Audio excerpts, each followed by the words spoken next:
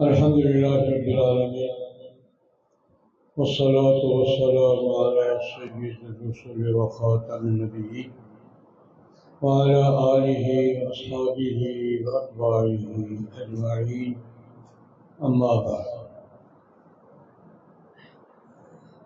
حضرت امام بخاری رحمۃ اللہ علیہ نے اپنی کتاب الادب المفرد میں ایک واقعہ بیان کیا ہے.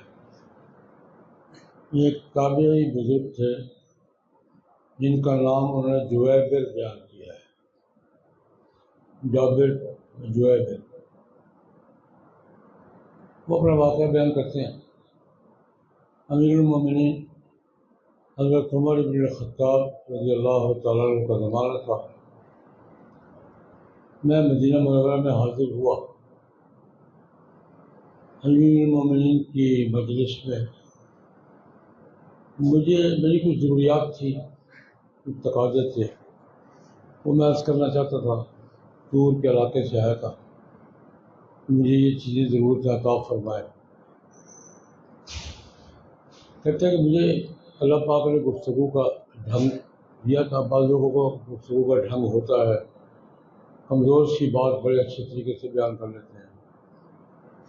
کہ مجھے گفتگو کا سلوک ڈھنگ تھا، تو میں نے حضرت امیر المومنین عمر بن الخطاب رضی اللہ تعالیٰ عنہ کے سامنے کھڑے ہو کر اچھی خاصی تقریر جھاڑ، میں اس کام کے لیے آیا ہوں، مجھے یہ چاہیے یہ چاہیے. اور ساتھ میں نے اپنی بات بنانے کے لیے دنیا کی چیزیں مانگ رہا تھا. تو دنیا کی چیزوں کی مذمت شروع کر دی.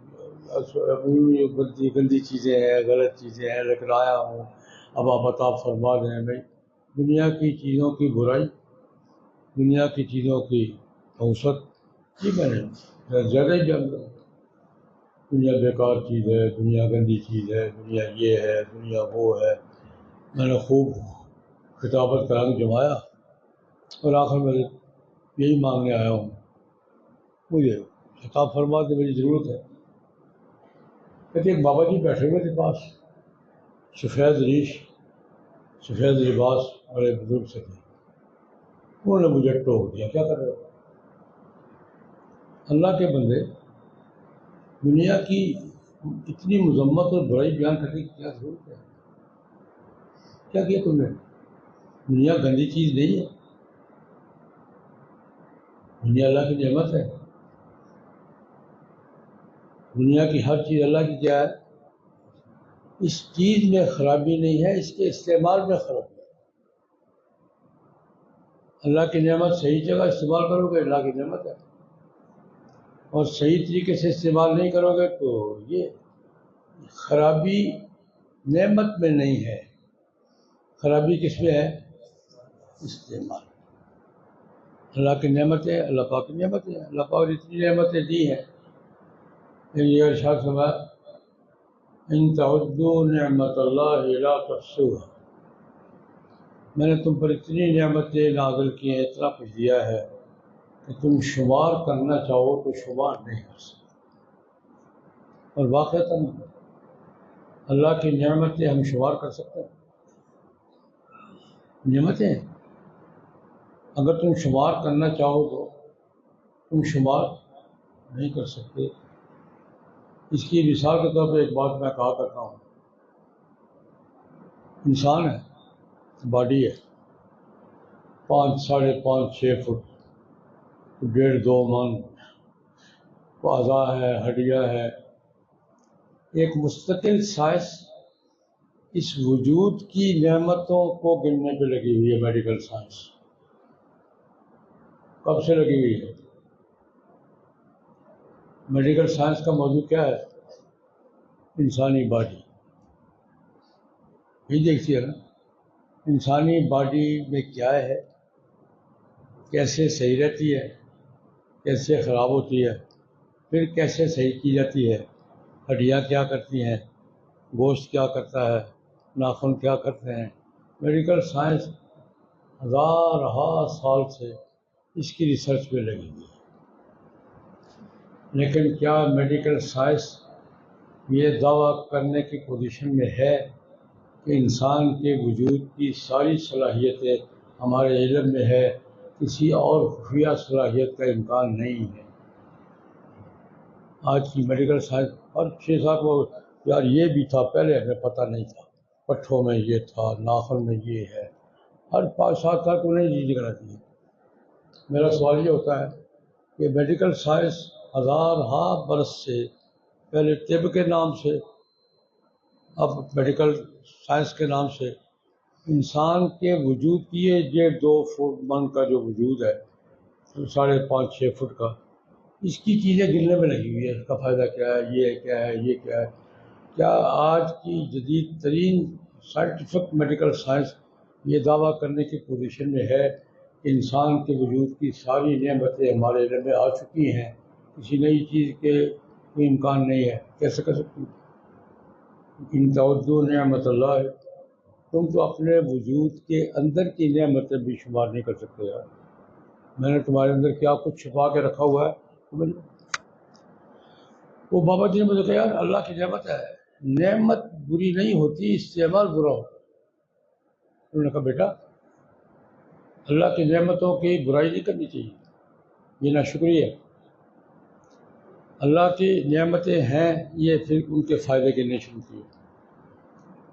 اللہ پاک نے دولت دی ہے، اس دولت سے تم آخرت کی تیاری کرتے ہیں۔ دولت کو اگر آخرت کی تیاری کے لیے استعمال کرو تو یہ بری چیز ہے۔ اللہ پاک نے دولت دی ہے، اپنی زندگی کو بہتر بناؤ، اپنی زندگی کو اچھا بنانا یہ بھی اللہ کی نعمت ہے بھائی۔ اپنے اوپر استعمال کرو، سہولت اختیار کرو۔ ایک حدیث میں آتا ہے نبی کریم صلی اللہ علیہ وسلم تشریف فرما تھے، صحابہ کرام بیٹھے ہوئے، ایک صاحب سامنے سے گزرے، میلے کچیلے کپڑے پہنے ہوئے، بال کئی دنوں سے نہائے نہیں ہیں، بال پوجے ہوئے ہیں اور دھول جمی ہوئی ہے، اور میلے کچیلے کپڑے۔ بلایا، اللہ کے بندے تیرے پاس اتنی توفیق بھی نہیں ہے کہ نہا دھو کے 1 درہم کا تیل لے کے سر پہ لگا لے، بال رکھے ہوئے تم نے، ان کو سنبھال کے رکھو یار۔ فرمایا یہ تمہارے پاس 1 درہم کی توفیق بھی نہیں ہے کہ تم نہا دھو کے 1 درہم کا تیل لے کے سر پہ لگا لو یار۔ وہ کہتے یا رسول اللہ کیا فرما رہے ہیں؟ میرے پاس اتنے اونٹ ہیں، اتنی بکریاں ہیں، اتنی گائیں ہیں، میں تو ٹھیک ٹھاک آدمی ہوں، خطرناک آدمی ہوں، میرے پاس جانور ہیں، اونٹ ہیں، میں جانوروں کا کاروبار کرتا ہوں، ٹھیک ٹھاک آدمی ہوں، کوئی ایسا کمزور آدمی نہیں ہوں۔ تو انہوں نے ایک جملہ فرمایا فَلْيُرَا أَثَرُهُ عَلَيْكَ، اللہ پاک نے تجھے نعمتیں دی ہیں نا، تو اس کے اثرات کچھ پر نظر بھی آنے چاہیے۔ اللہ پاک نے تجھ پر احسان کیا ہے نا، فَلْيُرَا أَثَرُهُ عَلَيْكَ، اس کے اثرات تجھ پہ نظر آنے چاہیے، پتہ لگنا چاہیے یار کھاتا پیتا آدمی ہے، تکبر نہ کرے، لیکن صاف ستھرا لباس سے پہنے۔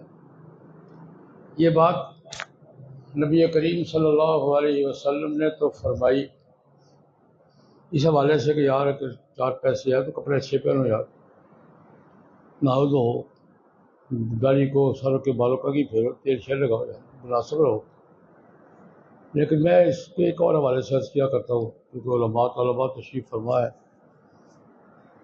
علماء کرام سے میں عرض کیا کرتا ہوں، طلباء سے بالخصوص، یار اللہ نے جو نعمت تمہیں دی ہے نا، تم پر بھی نظر آنی چاہیے۔ جس کو دنیا کی نعمت دی ہے وہ نظر آنی چاہیے، وہ تو یہ فرما رہے ہیں۔ دولت دی ہے تو کپڑے اچھے ہونے چاہیے، تمہاری پوزیشن اچھی ہونی چاہیے، نظر آنی چاہیے۔ فَلْيُرَا، جملہ کیا ہے؟ فَلْيُرَا أَثَرُهُ عَلَيْكَ، اللہ نے جو تم پہ احسانات کیے ہیں تیرے جسم پر، تیرے وجود پر نظر آنے چاہیے۔ یہ بات میں طلباء سے کیا کرتا ہوں، اللہ پاک نے آپ کو کون سی نعمت دی ہے؟ علم کی، قرآن کی، سنت کی، اس کے اثرات آپ پہ نظر نہیں آنے چاہیے، نظر آنے چاہیے۔ اللہ کی نعمت جسم پہ نظر آنی چاہیے، لباس میں، گفتگو میں، چلنے پھرنے میں، تو پتہ لگنا چاہیے کہ ہمارے سب جا رہے ہیں۔ خیر وہ درمیان میں بات آ گئی، وہ بابا نے منع کیا، مجھے ڈانٹا، بیٹا کیا کر رہے ہو؟ اللہ کی نعمتوں کی ناقدری نہیں کرتے، اس کی برائی نہیں کرتے۔ اور جملہ کیا فرمایا؟ خرابی نعمتوں میں نہیں ہے، استعمال میں ہے۔ کسی بھی نعمت کو اگر اچھے طریقے سے استعمال کرو اللہ کے حکم کے مطابق، اس سے بڑی نعمت کیا ہے؟ اور اللہ کی سب سے بڑی نعمت انسان کی جس صحت ہے، غلط استعمال کرو گے تو خرابی پیدا ہوگی۔ تو بنیادی بات کیا فرمائی کہ خرابی نعمتوں میں نہیں، یہ نعمتیں ہیں، خرابی کس میں ہے؟ استعمال، اس کا استعمال صحیح وقت پہ کرو۔ حضرت عمر رضی اللہ عنہ کا ایک اور قول امام بخاری نے نقل کیا ہے، اصلحوا ما رزقکم اللہ، اللہ نے جو دیا نا اس کو اچھے طریقے سے استعمال کرو یار۔ اصلحوا ما رزقکم اللہ، اللہ نے صحت دی ہے، جوانی دی ہے، عمر دی ہے، اللہ پاک نے مال دیا ہے، دولت دی ہے، عزت دی ہے، عہدہ دیا ہے، یہ ساری نعمتیں اللہ پاک نے تمہیں جو حیثیت دی ہے یا مال یا دولت دی ہے، اس کو استعمال کرو اچھے طریقے سے، اللہ کا شکر ادا کرو، اللہ نے نعمت دی ہے۔ اور اللہ کا شکر کے حوالے سے اصول کیا ہے؟ لئن شکرتم لازیدنکم، میری نعمتوں کا شکر ادا کرو گے تو میں نعمتوں میں کیا کروں گا؟ اضافہ کروں گا۔ ایک جگہ اللہ پاک نے موج میں آ کر بڑے عجیب لہجے میں بات کی ہے، ما یفعل اللہ بعذابکم ان شکرتم وآمنتم، یار تم شکر ادا کرو، ایمان پہ قائم رہو، میں تمہیں سزا دے کے کیا کروں گا؟ ما یفعل اللہ بعذابکم، اللہ کو سزا دے کے اللہ کیا کرے گا؟ اللہ کو کیا فائدہ تمہیں سزا دینے کا؟ لیکن کب؟ ان شکرتم وآمنتم، ما یفعل اللہ بعذابکم ان شکرتم وآمنتم، اگر تم ایمان پہ قائم ہو، اللہ کی نعمتوں کا شکریہ ادا کر رہے ہو، تو اللہ کہتے میں نے تمہیں سزا دے کے کرنا کیا ہے؟ اللہ پاک کہتے شکر ادا کرو گے نعمتوں میں اضافہ کروں گا۔ اچھا یہ بابا جی نے مجھے ڈانٹا، جو ویبر کہتے ہیں مجھے ڈانٹا، سمجھایا۔ میں نے امیر المومنین حضرت عمر سے پوچھا، حضرت یہ بابا کون؟ اس سے میری اچھی خاصی تقریر کی ایسی تیسی کر دیا میں نے تو بڑا زور لگا کے تقریر کی تھی، دنیا کی مذمت بیان کی تھی، بابا جی نے مجھے ڈانٹ دیا، یہ بابا کون ہے؟ حضرت عمر نے کہا سید المسلمین ابی بن کعب، یہ مسلمانوں کا سردار ہے بھائی، ابی بن کعب ہے، مسلمانوں کا بھی سردار ہے، قاریوں کا بھی سردار ہے۔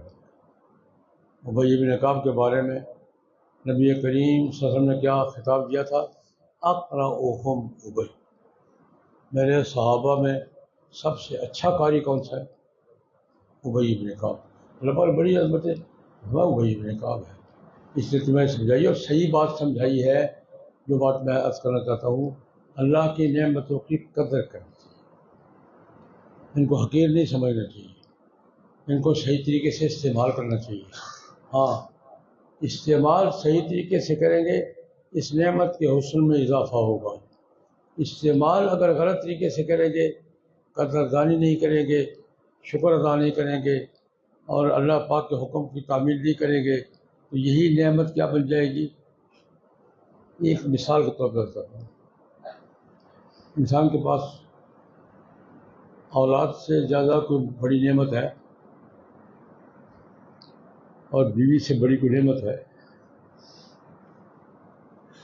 ایک انسان کے لیے بیوی سے بڑی کوئی نعمت ہے، اولاد سے بڑی کوئی نعمت ہے، لیکن اللہ کہتے ہیں ان من ازواجکم و اولادکم عدو لکم، ان ازواجکم و اولادکم نہیں کہا، من ازواجکم و اولادکم، یہ سارے تمہارے لیے نعمت نہیں ہے، کچھ عذاب بھی ہے۔ ان من ازواجکم و اولادکم عدو لکم، بیویاں بعض دشمن بھی ہوتی ہیں، اولاد بعض کیا ہوتی ہے؟ دشمن بھی ہوتی ہے۔ کیا مطلب؟ وہی بات، اگر نعمت کا استعمال صحیح ہوگا، اس کو ساتھ ڈیلنگ صحیح کریں گے، یہی کیا ہوگی؟ نعمت۔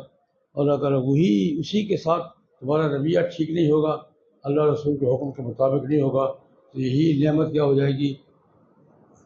عذاب ہو جائے گا۔ دشمن کیا ہوتا ہے؟ تو بات یہ ہے کہ اللہ نے دنیا کی جو نعمتیں دی ہیں ان کی ناقدری نہیں کرنی چاہیے، ان کی حقارت نہیں کرنی چاہیے، صحیح استعمال کی کوشش کرنی چاہیے، اس سے فائدہ اٹھانا چاہیے اور اس پر اللہ کا شکر ادا کرنا چاہیے۔ اللہ پاک فرماتے ہیں لئن شکرتم لازیدنکم، اگر میری نعمتوں پر شکر ادا کرو گے تو میں نعمتوں میں کیا کروں گا؟ اضافہ کروں گا۔ لیکن دوسری بات یہ وَلَئِن كَفَرْتُمْ إِنَّ عَذَابِي لَشَدِيدٌ، انہی نعمتوں کی اگر ناقدری کرو گے تو عذاب بھی بڑا سخت دیا کرتا ہوں۔ اللہ پاک ہمیں اپنی نعمتوں کے احساس اور ان کے صحیح استعمال کی توفیق عطا فرمائے۔ اللہم صلی علی سیدنا محمد۔